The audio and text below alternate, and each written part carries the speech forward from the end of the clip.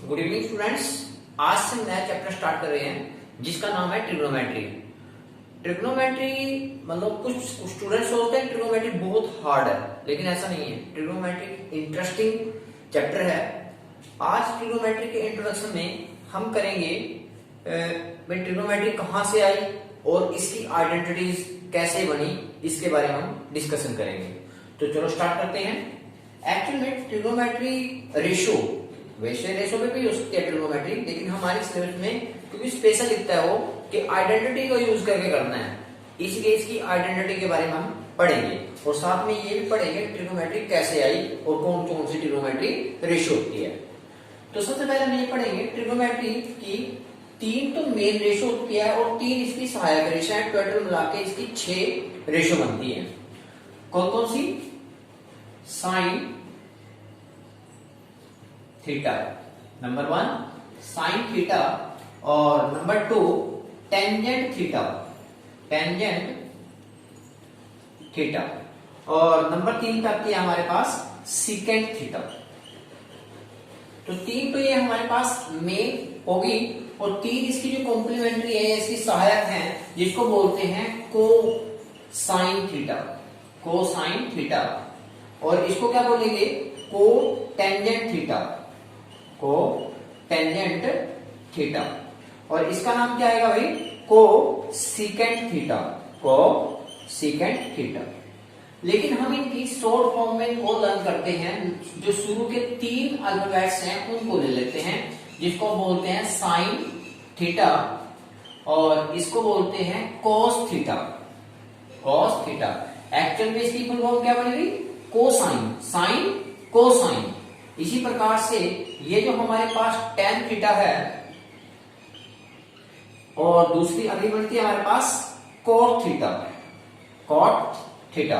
Cot theta की आपको पता चल चुका है, इसकी फुल फॉर्म क्या बनेगी? को टेंजेंट, टेंजेंट को टेंजेंट, टेंजेंट को टेंजेंट। अब यहां से हमारे पास बोलते हैं इसको सेक थीटा, लेकिन फुल फॉर्म क्या इसकी? Secant theta. इसी प्रकार से यदि मैं इसके 3 अल्फाबेट्स लूंगा, 3 अल्फाबेट्स लूंगा, तो ये क्या बन जाएगा? कोस, और कोस ऑलरेडी है हमारे पास, इसलिए इसके 5 अल्फाबेट्स ले लेते हैं और ये इसको बोलते हैं कोसिकेंट थीटा। तो sine theta, cos theta, tan theta, cot theta, secant theta and cosecant theta, ये 6 फंडामेंटल जो रेशो है, 6 रेशो हमारे पास ट्रिग्नोमेट्रिक रेशो है, इसका यूज हम करेंगे। ये हमने इसके बारे में पढ़ा कि कितनी ट्रिग्नोमेट्रिक रेशो होती है। अब हम पढ़ते हैं इसमें मेन आइडेंटिटी क्या है जिसके द्वारा ये सारी ट्रिग्नोमेट्री आई, या सारे फार्मूले या सारी आइडेंटिटी हमारी आई है। इसका जो मेन फॉर्मूला है वो है पंडित बद्री प्रसाद हर हर आई। आगे हम ये पढ़ना चाहते हैं कि हमारी जो आइडेंटिटीज आई वो कहां से आई। ये ट्रिग्नोमेट्रिक रेशो का यूज करेंगे और उससे हम टोटली आगे की आइडेंटिटीज बनाएंगे। लेकिन कैसे बनाएंगे? उसके लिए एक फॉर्मूला है, केवल एक ही आइडेंटिटी इसमें यूज होती है। असल में तो इसमें केवल एक ही आइडेंटिटी यूज होती है और उसका नाम है भाई पंडित बद्री प्रसाद हर हर बोले। ये सबने सुनी होगी लगभग। तो हिंदी मीडियम या इंग्लिश मीडियम में इसको बोलते हैं, इंग्लिश मीडियम स्टूडेंट्स इसको बोलते हैं पंडित बद्री प्रसाद हर हर बोले। ये इंपॉर्टेंट है, इसके अंदर यहीं से सारी रेशियो निकल के आती है। Sine theta, cos theta and tan theta, cot theta, secant theta and cosecant theta. ये इंपॉर्टेंट क्यों है? क्योंकि जितनी भी ट्रिग्नोमेट्री आइडेंटिटीज हैं वो आई तो यहीं से हैं, पंडित बद्री प्रसाद हर हर बोले से ही ये ट्रिग्नोमेट्रिक रेशो आई है, जिसको हम हिंदी में बोल रहे हैं तो लाल कुत्ता खाने आए के नाम से भी बोल सकते हैं। हिंदी मीडियम वाले क्या करते हैं इसको? LALKKA, लाल, दिस इज लाल कुत्ता खाने आया। This is sine theta and this is cos theta. ये टेन थीटा भाई, मैं इंग्लिश हिंदी में समझा रहा हूँ, बोल इंग्लिश रहा हूँ। ये कोट थीटा और ये सीकेंट थीटा और ये cosecant theta. Sine theta, cos theta, tan theta, cot, secant and cosecant, ये 6 ट्रिग्नोमेट्रिक रेशो हमारे पास हैं जो हम पहले भी पढ़ चुके हैं इसके बारे में। अब यहां से इसका बेनिफिट क्या है भाई, जितनी भी ट्रिग्नोमेट्रिक रेशियो है वो सारी इसी फॉर्मूले से बनी है। आपको ट्रिग्नोमेट्री को रटना नहीं है। मुश्किल क्या लगता है ट्रिग्नोमेट्री में कि कितने फॉर्मूले हैं, आइडेंटिटीज बहुत ज्यादा है, उनका यूज नहीं कर पाते हैं। लेकिन ट्रिग्नोमेट्री आइडेंटिटीज कैसे बनी वो यदि हम पढ़ लेते हैं फिर ट्रिग्नोमेट्री आइडेंटिटीज को याद करना भी आसान हो जाएगा। सबसे पहले यहां से देखते हैं कि इसका फायदा क्या बना, इससे कौन सी आइडेंटिटी निकल के आई कि sine theta is equal to P upon H, यानी कि perpendicular upon hypotenuse, perpendicular upon hypotenuse. इसी प्रकार से cos theta is equal to base upon hypotenuse, base upon hypotenuse, and tangent theta is equal to perpendicular upon base, perpendicular upon base. ये tan theta है आपके पास। cot theta is equal to base upon perpendicular, cot theta is equal to base upon perpendicular, and second theta is equal to hypotenuse upon base, secant theta is equal to hypotenuse upon base, and the cosecant theta is equal to hypotenuse upon perpendicular, cosecant theta is equal to hypotenuse upon perpendicular. तो 6 identity, तो 6 की 6 ratio हमने निकाल ली, trigonometry को ratio में convert कर दिया, perpendicular upon hypotenuse, base upon hypotenuse, and perpendicular upon base. यदि यहां से बात करें तो मेन चीज वही आ जाएगी, sine theta is equal to लंब बटे कर्ण, cos theta, cos theta is equal to आधार बटे कर्ण, मतलब जो बेस है वो आधार बटे कर्ण, और ये लंब बटे, यहां से आप देखो लंब बटे आधार टेंजेंट, cot आधार बटे लंब, सेकेंड कर्ण बटे आधार, एंड द कोसेकेंट कर्ण बटे लंब। तो ये हमारे पास यहां से रेशियो निकल के आई।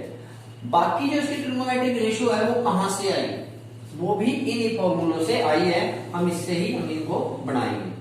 सबसे पहले बात करते हैं ट्रिग्नोमेट्री का जन्म कैसे हुआ, ट्रिग्नोमेट्री निकल के कहां से आई।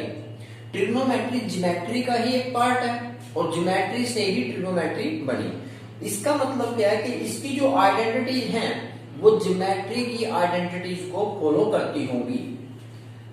हम ज्योमेट्री की बात करें तो पाइथागोरस, जो आपको जो मैथ के जानकार हैं उन्हें पाइथागोरस के बारे में तो पता ही होगा, hypotenuse, base and perpendicular, 90 degree के सामने वाला जो होता है वो हमेशा हाइपोटेन्यूस होता है। पर पाइथागोरस में, ये पाइथागोरस में इसको बेस मान लो या इसको बेस मान लो, इसको परपेंडिकुलर या इसको परपेंडिकुलर, इसका कोई फर्क नहीं पड़ता। ट्रिग्नोमेट्री में फर्क पड़ता है, लेकिन इसमें इस चीज का कोई फर्क नहीं पड़ता। आगे जब डिस्कशन करेंगे तो परपेंडिकुलर बेस ट्रिग्नोमेट्री में तो आपने देखना पड़ेगा, एंगल के अकॉर्डिंग होगा, लेकिन पाइथागोरस में कोई फर्क नहीं पड़ता, इसको बेस कहो या इसको बेस कहो। लेकिन पाइथागोरस होता क्या है कि hypotenuse square is equal to base square plus perpendicular square. ये पाइथागोरस में आप मेनली पढ़ चुके हो इसके बारे में।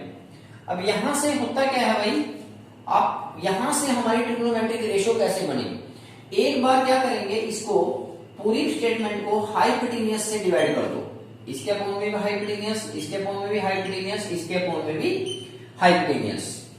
तो यहां से हाइपोटेन्यूस ये पूरा कैंसिल हो गया, 1 बेस अपॉन हाइपोटेन्यूस, अपने फार्मूले में जाओ, base upon hypotenuse, this is cos theta, और यहां पर स्क्वायर है तो it means this is cos square theta, plus perpendicular upon hypotenuse, and perpendicular upon hypotenuse this is sine, ये साइन है तो इसका मतलब क्या हो गया, साइन स्क्वायर थीटा। यहां से एक आइडेंटिटी बन के आ गई हमारे पास ट्रिग्नोमेट्री की कि sine square theta plus cos square theta equal to 1, जो हम फर्स्ट आइडेंटिटी पढ़ते हैं, sine square theta plus cos square theta is equal to 1। इसका बेनिफिट क्या है सीखने का, कि यदि एग्जाम के दौरान आप आइडेंटिटी को भूल भी जाते हैं तो यहां से हम इसकी आइडेंटिटी फिर क्रिएट कर सकते हैं, या कोई डाउट हो जाए, कंफ्यूजन हो जाए तो आप क्या करो, यहां से इसको आइडेंटिटी को क्रिएट कर दो। नई आइडेंटिटी क्या, दूसरी आइडेंटिटी क्या इसकी लगेगी, होएगी पाइथागोरस से ही, बनेगी पाइथागोरस से, कि hypotenuse square is equal to base square plus perpendicular square. अब पूरी स्टेटमेंट को आप बेस से डिवाइड कर दो। पहले हमने हाइपोटेन्यूज से डिवाइड किया, अब बेस से डिवाइड करेंगे। इसके अपॉन में भी बेस स्क्वायर, इसके अपॉन में भी बेस स्क्वायर और इसके अपॉन में भी बेस स्क्वायर। अब आप ये देखोगे base square, hypotenuse upon base, hypotenuse upon base, ये बड़ा यहां पर आ जाओ, hypotenuse upon base secant theta, तो उसका स्क्वायर है, यहां से आया आपके पास secant square theta is equal to base, ये आपका कैंसिल हो गया, 1 plus perpendicular upon base, perpendicular upon base this is tan theta, perpendicular upon base ये किसके इक्वल है, tan थीटा के, यानी कि टेंजेंट स्क्वायर थीटा। तो आप यहां से देखेंगे एक आइडेंटिटी जो क्रिएट हो चुकी है आपके पास कि secant square theta is equal to 1 plus tan square theta. That is clear. इस बार तीसरी आइडेंटिटी कैसे यूज करेंगे, कैसे बनाएंगे इसको, वही पाइथागोरस लगाया हमने, hypotenuse square is equal to base square plus perpendicular square. इस बार p स्क्वायर से डिवाइड किया, परपेंडिकुलर से क्या किया, सबको डिवाइड कर दिया, तो नई आइडेंटिटी कैसे आई, hypotenuse upon perpendicular, hypotenuse upon perpendicular, ये कोसिकेंट की है, means cosecant square theta is equal to base upon perpendicular, base ये वाला, base upon perpendicular cot theta, cot square theta, और परपेंडिकुलर परपेंडिकुलर डिवाइड हो गया, दिस इज 1। तो यहां से एक नई फॉर्मूला क्रिएट हो गया है कि cosecant square theta equal to 1 plus, चाहे 1 लिख लो, चॉइस आपकी, 1 प्लस कॉट स्क्वायर थीटा, और ये हमारे पास तीसरी फंडामेंटल आइडेंटिटीज आ चुकी है। तो हमने तीनों फंडामेंटल आइडेंटिटीज के बारे में भी पढ़ लिया। लेकिन जब बात आई पाइथागोरस की, पाइथागोरस और ट्रिग्नोमेट्री में क्या क्या अंतर है और क्या क्या सिमिलरिटीज है। ट्रिग्नोमेट्री के बारे में हम ये देखेंगे कि पाइथागोरस से कैसे रिलेट करती है, इसके बारे में हम पढ़ने जा रहे हैं। भाई पाइथागोरस हो या ट्रिग्नोमेट्री हो, पहली बात तो ये है कि दोनों ही राइट एंगल ट्रायंगल पे ही एप्लीकेबल होगी, ये सबसे जरूरी बात है, क्योंकि आप जब चैप्टर 9th करेंगे तो वहां पर हमें ट्रायंगल्स को चूज करना होगा, और ट्रायंगल आप वही लोगे जो राइट एंगल ट्रायंगल है। सबसे पहली सिमिलरिटी कि right trigonometry right angle triangle पे ही एप्लीकेबल हो पाएगी, यानी कि राइट एंगल जो समकोण त्रिभुज है उस पे ही लगेगी। यदि कोई इस टाइप से त्रिभुज है, जैसे इसमें 90 डिग्री का एंगल नहीं है, तो यहाँ पर तो ट्रिग्नोमेट्री फॉलो ही नहीं हो पाएगी।